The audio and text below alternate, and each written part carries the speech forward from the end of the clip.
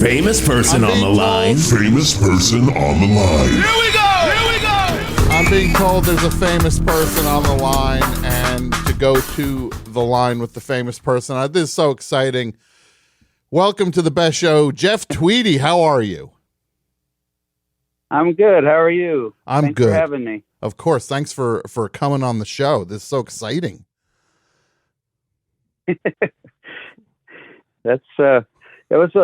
The music was really loud on my phone. Hold on a second. The Pet Shop Boys was the loudest I think I've ever heard waiting music. That was pretty amazing. In a good way or a bad way? Because heads will roll over here. If you say bad way, people are getting a cardboard box and they're going to put their plant in it, and they're out. It was exciting. There you go. Okay, that's so a good one. I think that's good. You're all safe for now. If you do anything, it got me. It really got me amped up. Oh God, you all fired up. Well, get ready to get fired down. I don't know what else to say after you got fired up. I'm going to fire you down now, Jeff Tweedy. Now, well, I figured that's why I'm here. Now, it's so exciting to have you here. The new album, Cruel Country, is so great and is at such. What is it like to be this far in with a band? You are 20, coming up on 20 years in now, right? With Wilco? More like 25. Really? I think. Wait, 94? Yeah, more like maybe even longer than that.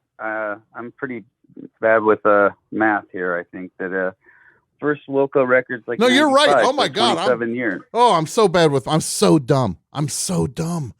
Oh my God, it is. Yeah. Well, yeah. I gotta say, look, math. No, you're not dumb. No, I am. Look, you can call it 27 years. 27 years in. I'm so bad with math. I mean, in my mind, look, first of all, in my mind, I still think it's 2002 somehow. Like I'm always shocked when suddenly it's like, hey, you know, that record came out 14 years ago. I'm like, no, that came out 2 years ago. But that's on me. It doesn't work the same way it did when we were younger. I don't know why. I mean, we're further away from my first record than we were from like Elvis. Yeah, that's when we first started making. That is like the crazy thing when people are like, hey, you know, if they were to make Dazed and Confused now, it would be about 1997. And I'm no, right. That's horrifying. Yeah. That's not fair. Well, it's more dramatic then because you dropped one of the best records in the band's entire catalog 27 years deep. Oh, thank you. Well, thank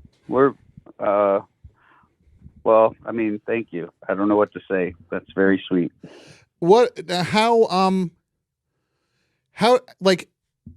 the records all have different vibes, different feels, and different attitudes to them. When does that kind of reveal itself when you're the one making the records? Like when do you get a feel for what the record is going to look like or sound like in the process?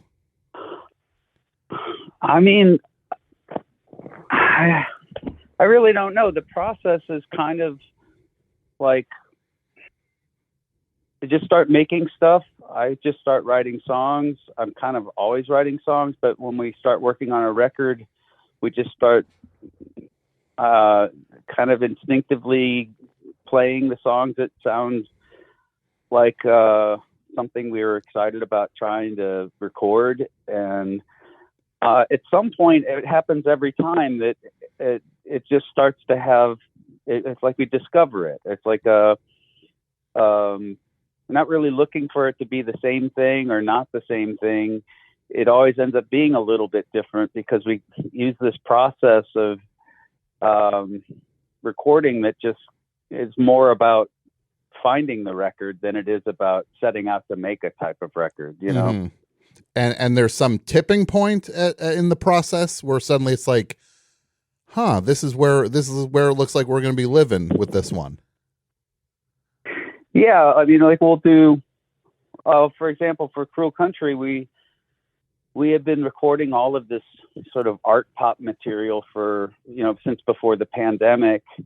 And when we finally got to play together in the studio again, we started working on some of that music again. And at some point, just to have a new song to sing, or it just felt like just was so exciting to be in the studio together after not spending time in the studio for such a long time. Mm-hmm.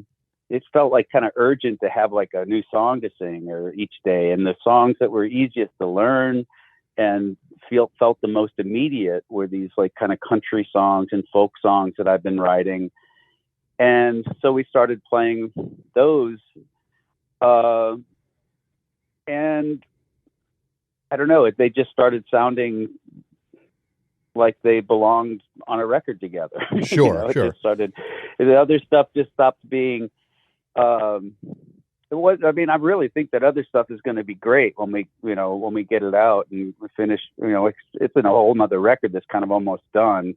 But I think that this stuff just felt more like, not very self-conscious, very comforting to us to just kind of play these more traditional song shapes and I don't know why. It's just the same thing that always happens. It just became this thing that we were reacting to more than felt like we were directing it. Mm-hmm. Sure, and just the sheer, because you have been on one of the all-time prolific streaks over the last bunch of years, where I don't think you can't shut that faucet off. That songwriting faucet. So it's a great comfort to me to make stuff up. I love writing songs, and I'm kind of constantly writing songs. So yeah, I think that it's nice to have places to put them. Yeah.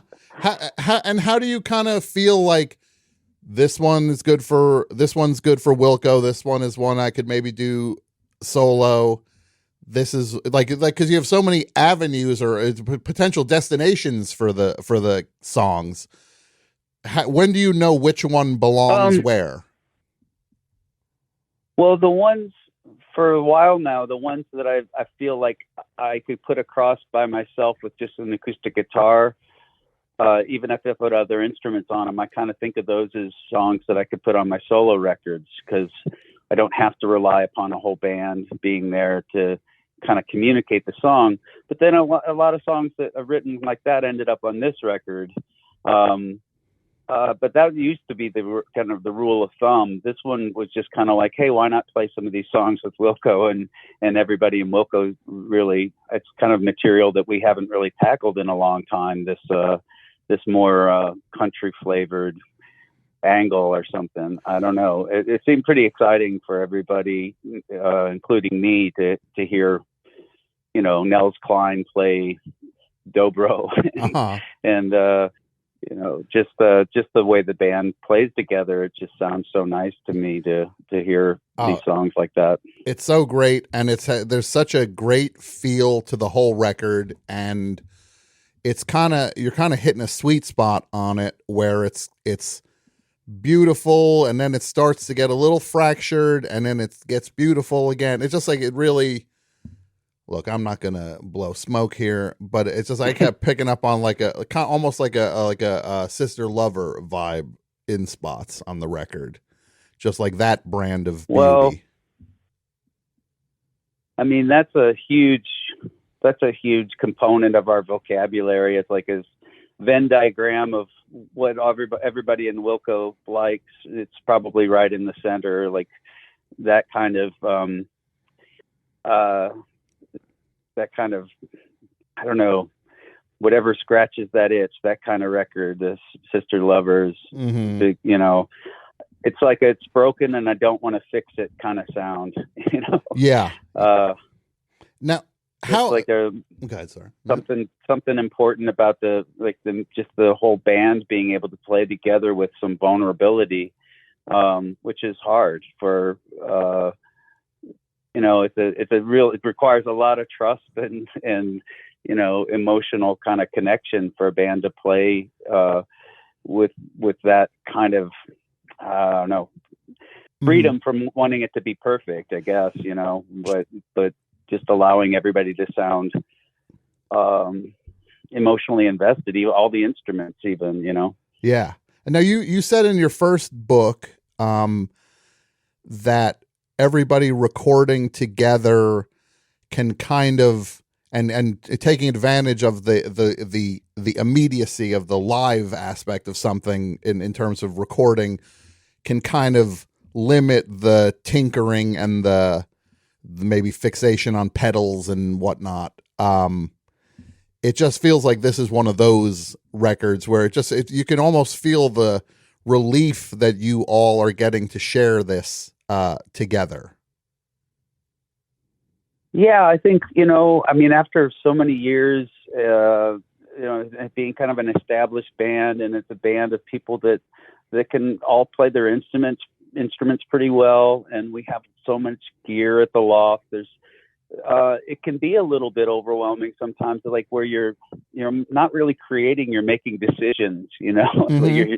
you're just deciding from an infinite set of parameters which ones you want. And I think one of the parts of the process that I think we always have to rely upon is limiting that, so that you can be more creative, not just making decisions, but making a connection with a smaller set of I don't know, with just a smaller palette or just a smaller set of parameters. And yeah, it is a relief. I think I'm much more comfortable in that mindset than I am in the computer age, looking at Pro Tools or things that a lot of people, I guess, feel really comfortable using. I just feel like it's almost too infinite sometimes, and it's like having the whole English dictionary in front of you to pick out a sentence or something like that. I kind of don't need that. I just need the words that are coming to me to not be impeded by choices, Yeah, you just it ultimately kind of runs counter to the actual objective, which is to make music. Right. I just think so many of my favorite records were made with just the most ridiculously minimal I don't know, like Suicide's first album, or just a couple of elements, or Nick Drake, Pink Moon, or something like that. There's so many records to just rely upon such a simple palette, Wire, Pink Flag, things like that. And we're a 6-piece band, so we're never going to have that kind of austere, really disciplined, minimal approach. But we can get closer to it by being somewhat conscious of the fact that we don't, I don't know, it kind of helps our creativity to be, I don't know, just draw focus a little bit more on a few things. Sure. Now, one of the fun things in you've written 2 books. They're both outstanding. I can't recommend them highly enough. One is a memoir, I guess it's fair to say. Let's Go So We Can Get Back. And then a couple of years ago, you wrote a book on how to write one song, which kind of is you exploring the process, and it's funny how it ends up being a memoir in and of itself, while having ostensibly a different purpose, but you still are telling stories about yourself through the journey of explaining how you write songs.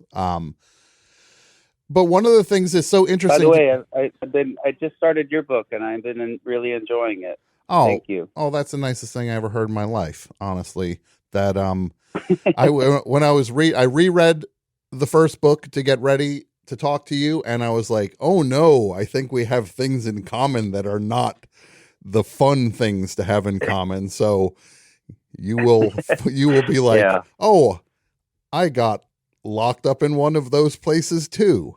I think if you stick with the book, you'll have some of that to look forward to. But one of the things I was so thrilled by was that I couldn't have related to more was the kid at the grocery store reading CREEM magazine and doing everything you can to hold on to as much information as you could get while you're at the grocery store. Yeah, absolutely. I mean, it's like such a piece of cosmic luck that those magazines existed at that time. I don't know.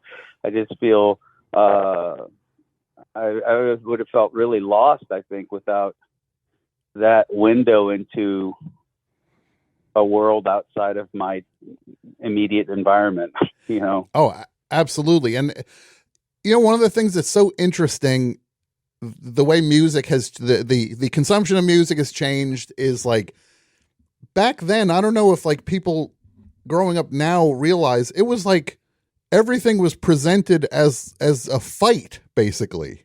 Like if you CREEM magazine, you had to pick between Led Zeppelin or The Clash. Like, right. I mean, I remember the letter sections were Right. they were saying like, pick a side, kid. Yeah, I remember this really brief period where we were insisting to our friends that they couldn't listen to Neil Young. That's because he was a filthy hippie. Yeah, but that's so funny. That's just like you're trying to like at that point you're trying to figure out who you are at that point. And right, it was just such a way to to form an identity around records. It's a really bad strategy for identity forming, by the way. Oh, and it doesn't help when you don't necessarily have the money to go get the records yet either. Like you're just kind of reading about them. And I would just go to the library. I'd read old Rolling Stones and I would just like be writing things down. And then it would just be like, well, I don't know where I'm going to hear this stuff necessarily, but I had that same, when you say in your book that you nailed what Gang of Four sounded like before hearing them, that was the story of my childhood. Absolutely. And like the writing at that time really had to do a much better job of conveying those things. Like, what's it sound like? And almost nobody writes about that now because you sound like an idiot when everybody can just listen to it for themselves. But I miss that. I miss that about rock writing. I miss when people had to be kind of imaginative and explain it to somebody like they would never hear it, you know? Absolutely. It really, it carried so much of the water for a young music fan at that point to just, when I would go to a record store, I was just going in and it was like all of that research, it was time to start paying off when I'm at the record store and just trying to find these things, find imports and it just is such a strange, you know, the strangest one to me, you know, the iconography of bands. And you think about like, I used to look at those Grateful Dead records and you see a skull with a lightning bolt running down the middle of it. And then you see a skeleton with roses, a wreath of roses around its head. And it's just like, then you hear the Grateful Dead and it's just like, well, this shouldn't sound like that. Like, this doesn't match those images. Yeah. I mean, it's like there's such a, I'm just reminded of like, I think that Black Flag was like a popular band across the country before anybody had ever heard them. It was based on their flyers and their logo alone. You know? It's so funny you say that. It's like T-shirts were like news bulletins as much as anything, where you would just see a Husker Du shirt or especially a Black Flag shirt. You see those bars and it's just like, oh, I got to hear what that sounds like. But look, for me, to be fair, I was just kind of like, that scares me. I don't know if I can handle that just yet. Yeah. I think I saw a Minor Threat shirt before I ever heard of a Minor Threat record. Yeah. Lots of things like that. Yeah. But I hear what you're saying about the Grateful Dead, and I guess what reminded me is like around the same time, and those records had existed for a long time, but I remember being really afraid of a lot of the punk rock kids in St. Louis at the Black Flag shows I would go to. And then one of like the main key guys that seemed like the leader of the St. Louis punks, I went to see Black Flag one time, and all of a sudden he was wearing a Grateful Dead shirt. It was controversial. Yeah. It was a huge shock to all of us. Yeah, it's such a funny thing, the lines that were drawn, and now like young people talk about music, and it's just infinitely healthier to just be like, I just remember I like this and I like this and I like this, and they're like the walls are down between the band versus band. Those things are just gone now. Yeah, my like watching my kids grow up has been really, I mean, wonderful that they don't have to do that. They're like, I think it existed a little bit when they were really young. Like there were some lines in the sand being drawn around Justin Bieber, Mm-hmm. but like between boys and girls, it seemed like at the time. But they liked Justin Bieber. We went to see the Justin Bieber movie in the theater, and both of my kids had haircuts that almost looked like Justin Bieber. And we were in an audience with entirely teenage girls or preteen girls, and they were really, really, I don't know, getting a lot of attention. No, that sounds like the greatest day ever to be a preteen or teen. Just like you're just Bieber adjacent at that point, and that's enough. It was a coincidence. The haircuts just happened to be how they had their hair, but they did look like they were, at the time, they did kind of, and we walked into it not expecting anything. And when we were, it was pretty obvious that they looked like they were trying to look like Justin Bieber at the time. So it was a sweet memory. Oh, that's amazing. But I don't know. I'm not gonna take much more of your time. I want to ask you a couple more questions, and then I want to ask you we got a thing here, Jeff, where we're trying to we need scoops. We just need scoops. Okay. I'm not gonna hit you over the scoop yet, but I want to ask you, what is your relationship to influences been since you're so deep into putting out music and creating music? How has your relationship with consuming music and consuming potential influences changed over the years?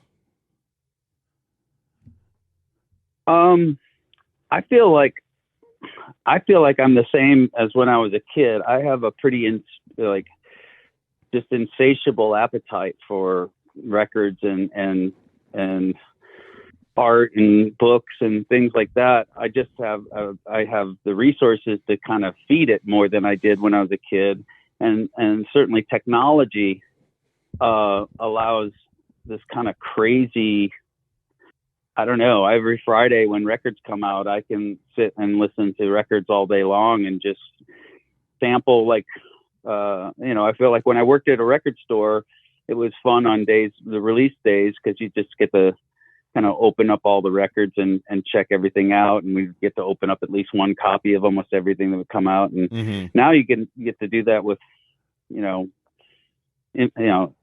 hundreds of records at a time if you want.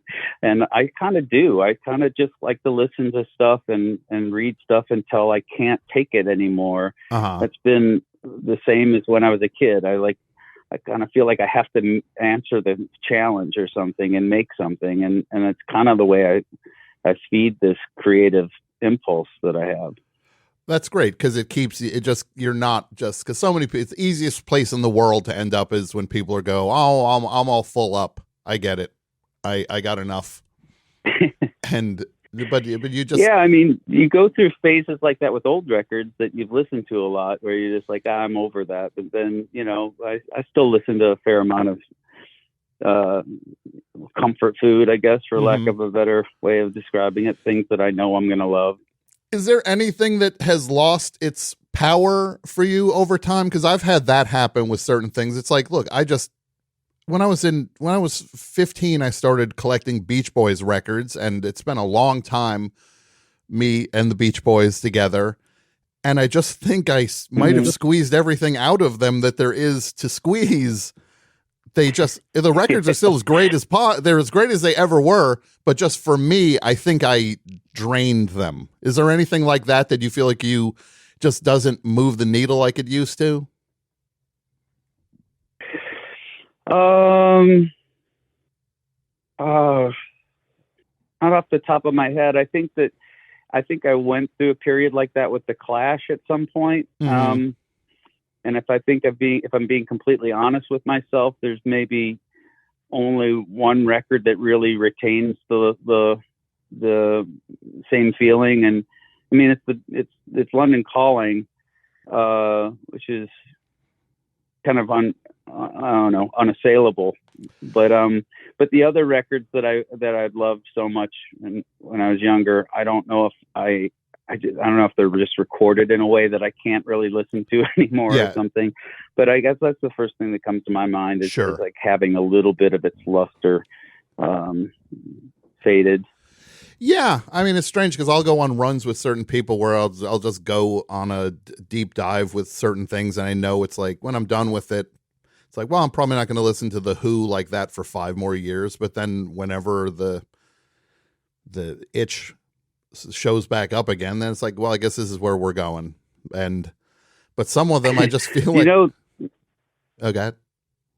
Now that I say that, though, I will say that not long after the pandemic started and everything was shut down, Sammy, my youngest son, had left college and left all of his stuff at college. So at some point, Spencer and Sammy and I got in a van and drove to Yonkers to Sarah Lawrence University to get his dorm and packed up and bring it back to Chicago. And we did it in like 48 hours. We drove there and drove back. And one of my favorite memories from that trip was on the last, it was like middle of the night, last maybe 3 hours of the drive.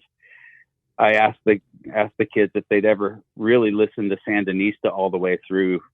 And they said, of course not. You know, they heard it and they knew stuff off of it, but they hadn't listened to the whole thing. So we listened to it with basically saying, no skipping ahead, no nothing. We're going to listen to the whole record all the way through. And that's probably the first time I'd done that since I was a teenager, or probably a teenager. And that was just the landscape, it was like foggy highway driving, and that record is just so otherworldly. So I don't know. I just felt like I had to add that after dumping on the Clash, because it was beautiful. Well, that's amazing. Sandinista is like this weird thing that fell from the sky that it's like, do you want to try to figure out what that thing is? It almost doesn't count in a way. There's nothing else that sounds like it. I don't know if any other record that sounds like it or it feels like it's from the same universe even. Yeah, and it's funny how you don't see many other people putting triple albums out after Sandinista like that. I think they were the last ones through that door. Yeah, they shot that out. Yeah. Not going to happen. No, I think it is. Now, just a couple. I'm going to ask you a few rapid fire questions here. What's the most you ever paid for a record? I mean, I handled a lot of really expensive records working in the record stores in St. Louis, but I don't. You slapping the money down on the counter? Maybe. What's that? Is you slapping your money down? Yeah. I think I'm not really that much of a record collector in terms of like just having to have like pristine copies of rare records. I just think maybe the first thing that comes to mind is I think I spent around $300 on a Billy Nichols record not that long ago, Love Songs. Okay. That's right in that healthy range of upper register, though. 300, and it hurts a little bit, but you got to do it. Yeah. I don't. I have many friends that wouldn't even be a blip. No, yeah. Me and you both on that one, where it's just like, it's like, well, no, I kind of like my car also still, and we're getting into either I've or always territory. been much more interested. I want to have the music. I don't care if it's on CD or cassette or record or streaming. I don't know. I want to just hear the song mostly. You know? Well, who have you never seen a single movie by?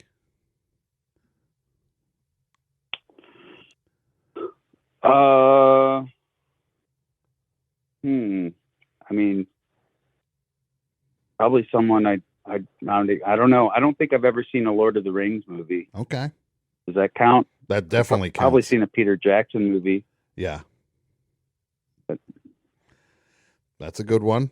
Let's see here. Snickers or Milky Way?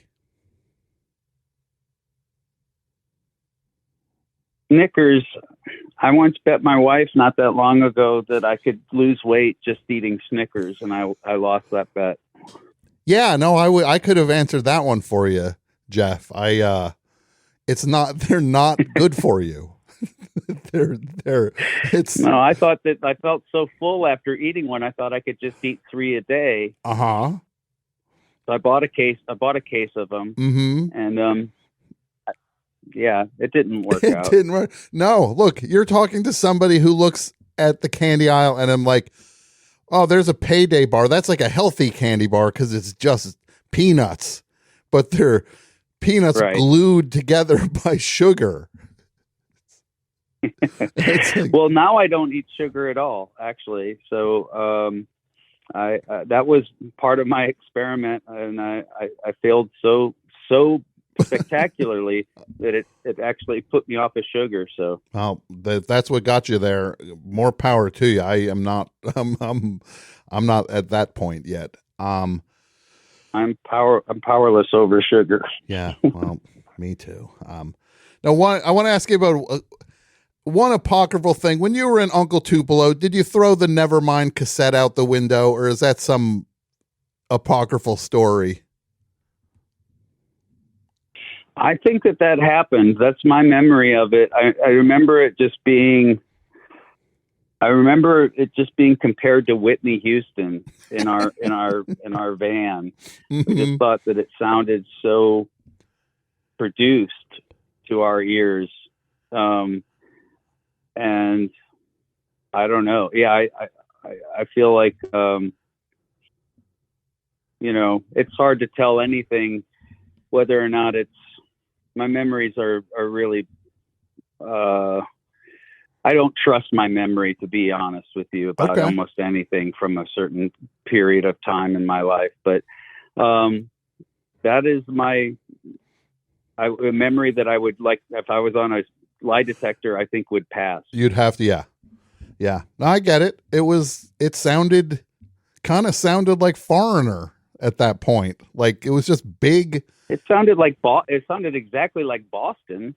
Oh, I mean, literally sounded like Boston. Yeah.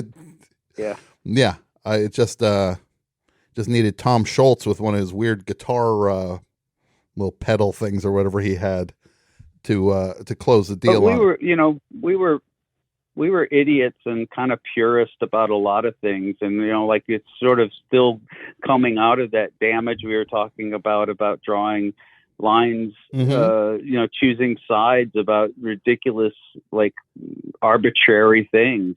And I don't know, for whatever reason, like insecurity, competition, competitiveness, whatever it was. It just felt like, it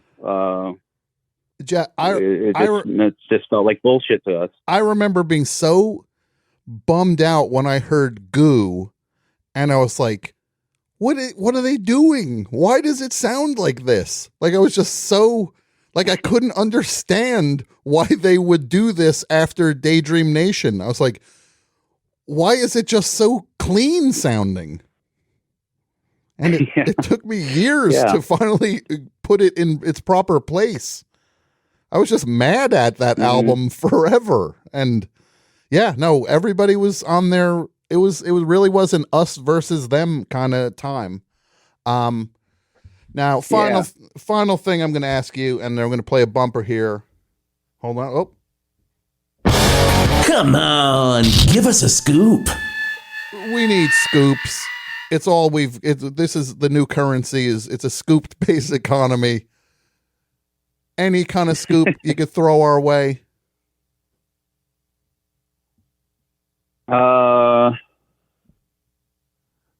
Jeez. Please give us a scoop. I don't think I have a scoop that's going to help you with Doesn't have to be a big your scoop. scoop-based economy. Doesn't have to be a big scoop. Could be one of those taster scoops when you go to an ice cream place and they give you a little sample. That's still a scoop. Sample scoop? A sample scoop. Well, I am working on another book. I don't know if that's a scoop. It might be out there a little bit. I am getting ready to. I'll probably have another book out this time next year or a little bit later. Well, that is a amazing scoop. What type of book is it? Well, I think it's kind of somewhere between the two books I've written. I think it's maybe more a little bit more fractured memoir, maybe an essay form, along with some commentary about. I was just kind of trying to pick about 50 songs that I feel like made me who I am to some degree, and write about them, kind of like the songs in my life or whatever. I think that maybe the songs I feel like I've learned the most from, but we're going to call it Get Well Soon, everybody. Amazing. Look, I cannot wait. As much as I love your music, I love the two books you wrote, and knowing there's another one coming makes my week. So that's exciting. And awesome. And I want to thank you for calling in and being a part of the show. And everybody should check the album out, Cruel Country. It's so great. And thank you, Jeff Tweedy. Well, nice finally talking to you, Tom. I really, I feel like I've known you for a long time. So thanks for the book and nice talking to you. Oh, man, same here. And I will see you down the road somewhere. All right. Take care. Okay. Bye. Well, how about that? We got the scoop.